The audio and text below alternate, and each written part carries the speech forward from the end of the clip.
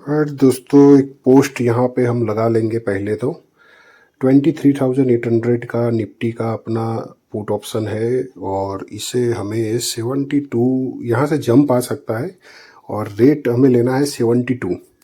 अभी थोड़ा सा अपसाइड चल रहा है लेकिन हमें क्या करना होगा, 72 रुपीज़ का लिमिट ऑर्डर सेट करना होगा, या तो फिर ध्यान से देखें और जब भी 72 आए या उसके आसपास भी आए तुरंत वहाँ पे मार्केट प्राइस से ऑर्डर ले लेना होगा। ठीक है, तो ये हम पोस्ट अपनी लगा लेंगे। अगर आप भी हमारे टेलीग्राम ग्रुप में नहीं है तो वीडियो के डिस्क्रिप्शन में लिंक दिया है, आप ज्वाइन हो सकते हैं। ठीक है, 72 एसएल अपना यहाँ पे जो रखेंगे ना, तो एसएल 10 पॉइंट का रखना होगा हमें, यानी कि जो भी प्राइस से हमारी एंट्री होगी उससे 10 पॉइंट अपना एसएल यहाँ पे रहेगा। ठीक है, तो ये एक पोस्ट हम यहाँ पे अपलोड डाल देते हैं। राइट दोस्तों, अभी देखिए ये एक सपोर्ट है 57.80 का। एग्जैक्ट सपोर्ट प्राइस से प्राइस ने क्या किया है, सपोर्ट लेके अपसाइड मोमेंटम दिखाया है। सपोर्ट से उसने सपोर्ट ले लिया है, तो ये एक अच्छी बात है। और प्राइस अभी देखिए नीचे भी आ गई है, तो हम यहाँ पे क्या करते हैं, सर्वप्रथम एक एंट्री बना लेते हैं। ठीक है, ऑलमोस्ट 73 तक प्राइस आई। एक और कैंडल थोड़ी सी नीचे आ जाए, हम मार्केट प्राइस से ही एंट्री ले लेंगे, क्योंकि यहाँ पे क्या होता है दोस्तों, आप समझने की कोशिश करिए।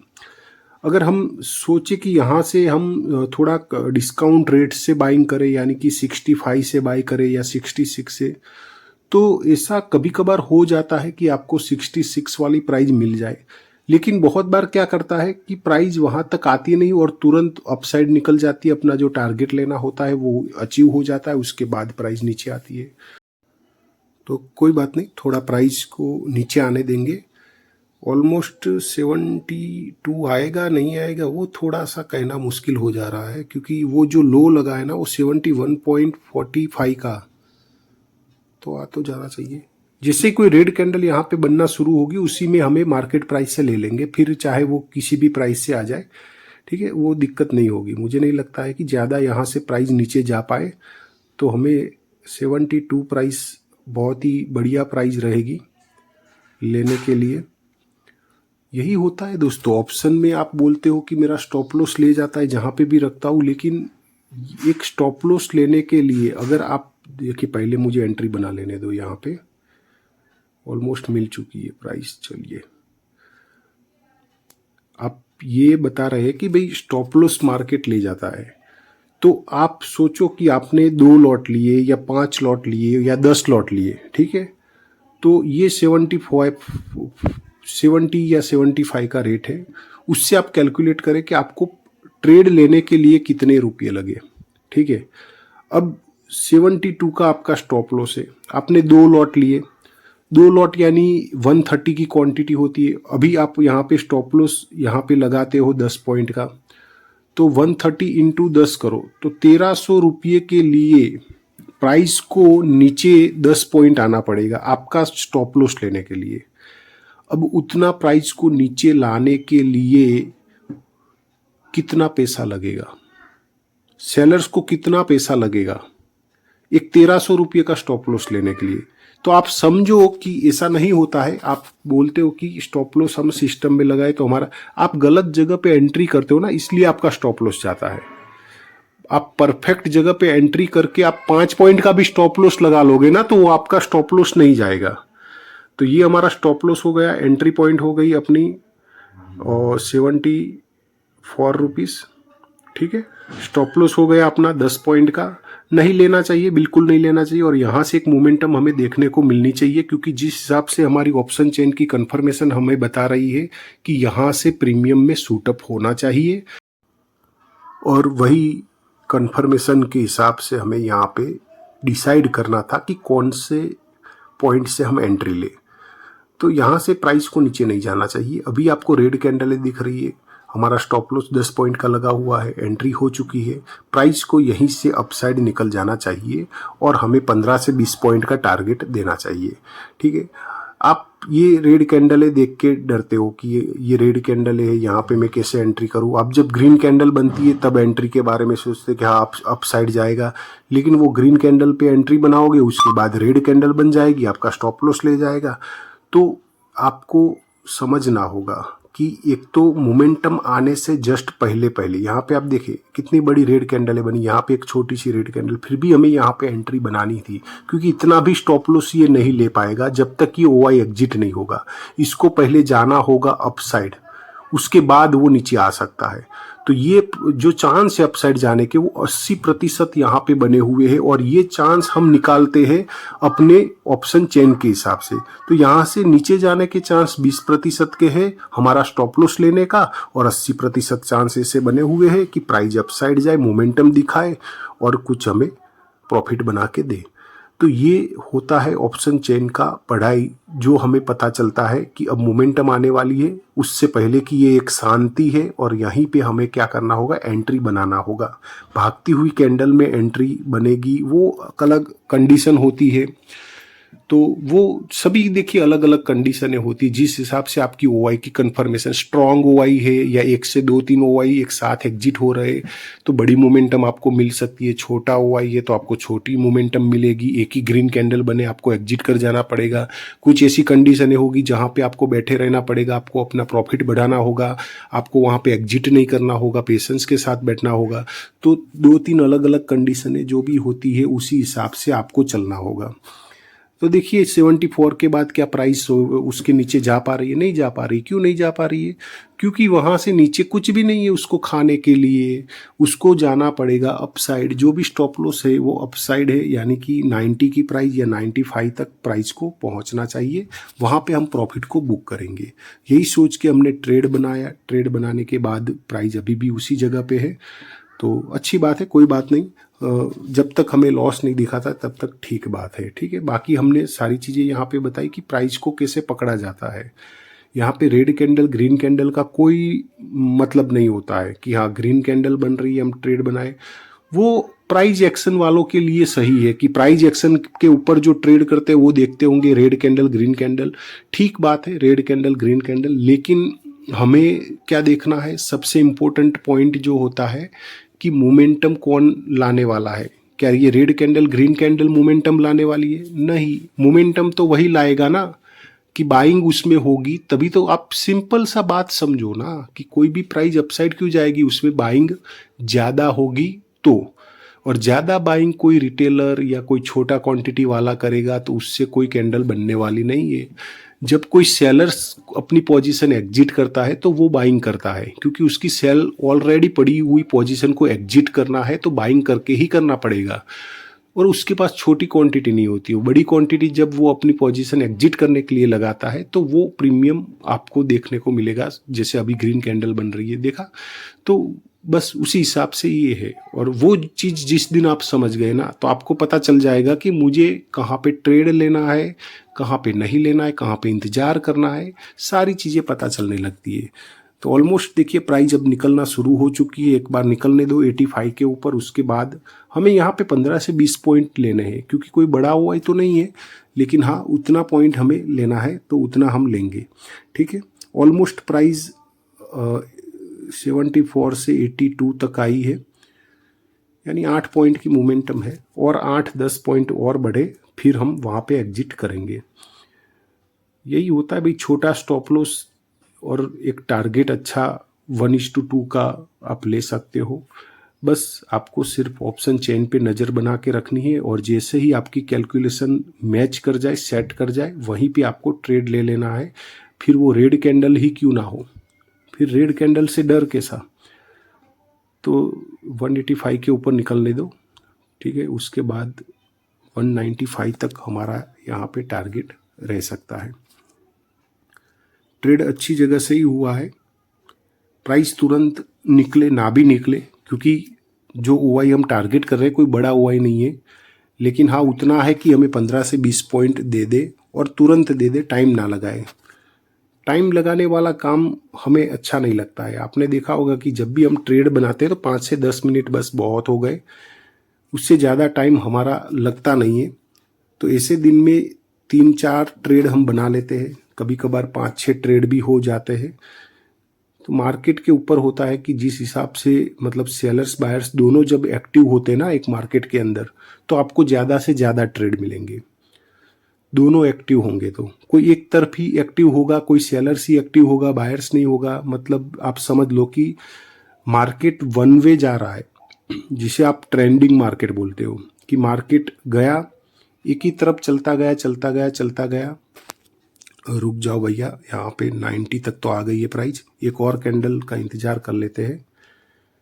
इससे तो यहाँ पे आप देखोगे तो 90 की प्राइस पे अपने 15 पॉइंट तो हो चुके हैं, लेकिन हाँ एक कैंडल चाहिए हमें और 95 96 तक जाए तो हम वहाँ पे एग्जिट कर पाएंगे।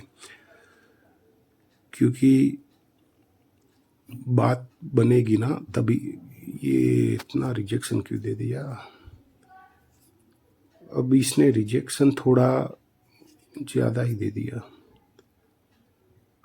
पर प्रॉपर 90 तक भी प्राइस नहीं गई थी। अगर 90 जाती 89 तक तो अपने 15 हो जाते। देखिए अब दो कंडीशन, अगर ये रेड स्ट्रांग बन रही है, अब दो कंडीशन हो सकती है। एक तो होता है कि भाई प्राइस अब वापस नीचे आ रही है तो कोस्ट टू कोस्ट इसको एग्जिट कर लिया जाए।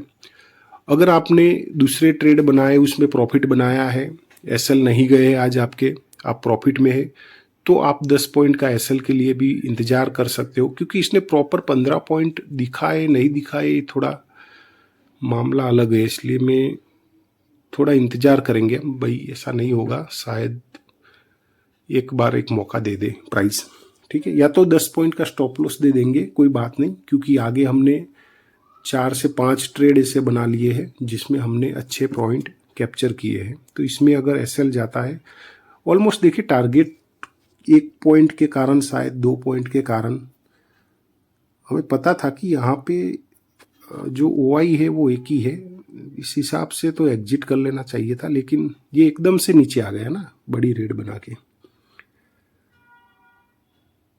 अभी भी कोस्ट टू कोस्ट है, लेकिन देखिए इंतजार थोड़ा करेंगे, क्योंकि अगर ये 192 या 193 जाकर नीचे आता तो हम एग्जिट कर लेते। लेकिन ये 190 को टच किया है नहीं किया है अब ये पता नहीं है हमें, तो कोई बात नहीं, हम थोड़ा इंतजार यहाँ पे करेंगे। चिपक गया क्या? रिफ्रेश कर लेते हैं ना,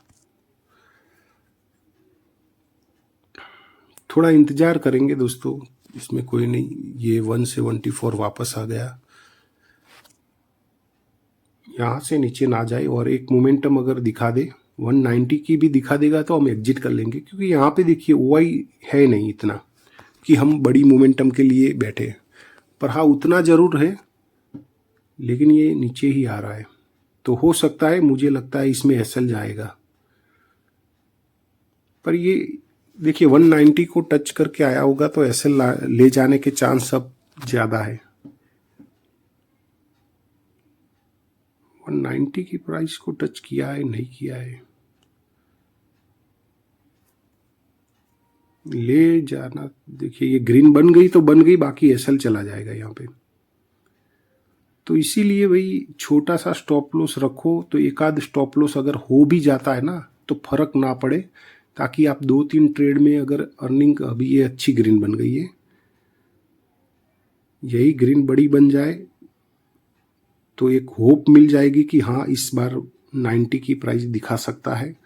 और इसको नीचे नहीं आना चाहिए था, 90 की जो प्राइस है वहाँ तक तो जाना ही था। लेकिन जो अपसाइड गया वो 90 को अगर टच किया है तो ये ग्रीन कैंडल भी किसी काम की नहीं रहेगी, नीचे आ जाएगी। अब छोटे से पॉइंट के लिए देखिए यहाँ पे अपना एसएल बचा हुआ है 3-4 पॉइंट के लिए, और ये ग्रीन में ही क्लोज हो तो आप समझ लो कि प्राइस एक बार फिर से अपसाइड निकल सकती है, एक बार फिर से अपसाइड निकल सकती है। आ रही है, ऊपर ही आ रही है। तो इस बार देखिए गलती नहीं होनी चाहिए, इस बार हमें एग्जिट करना होगा।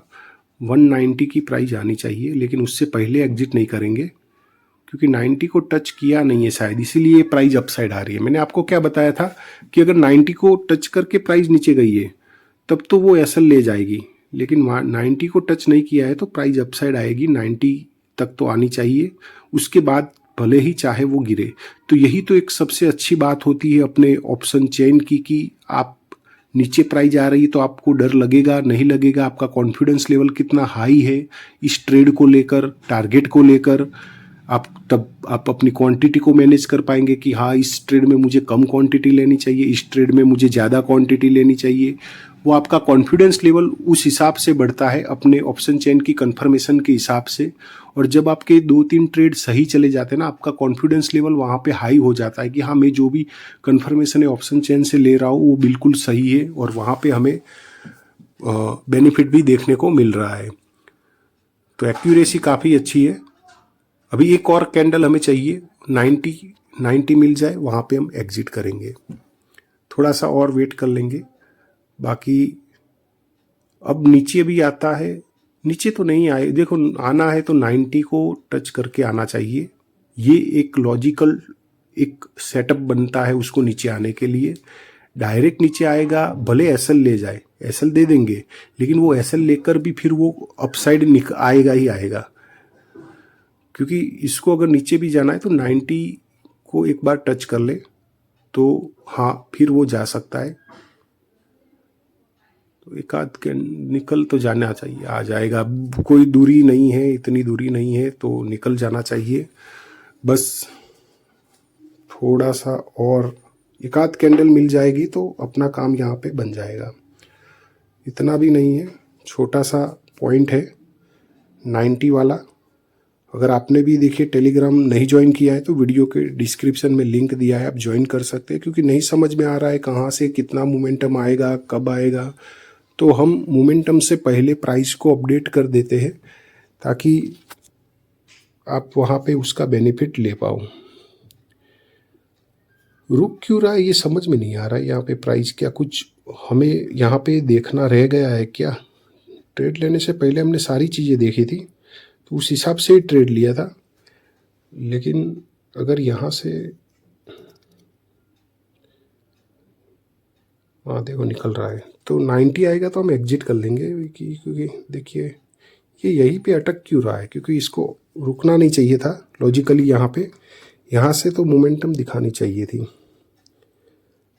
पर इतना नज़दीक 86 तक आकर अब 4 पॉइंट के लिए वो नीचे घूमेगा, ये थोड़ा सेट नहीं हो रहा है। मुझे लगता है यहाँ पे नीचे तो नहीं जाना चाहिए, लेकिन जो कैंडल इसने बनाई है वो थोड़ी बेरिश कैंडल बनाई है।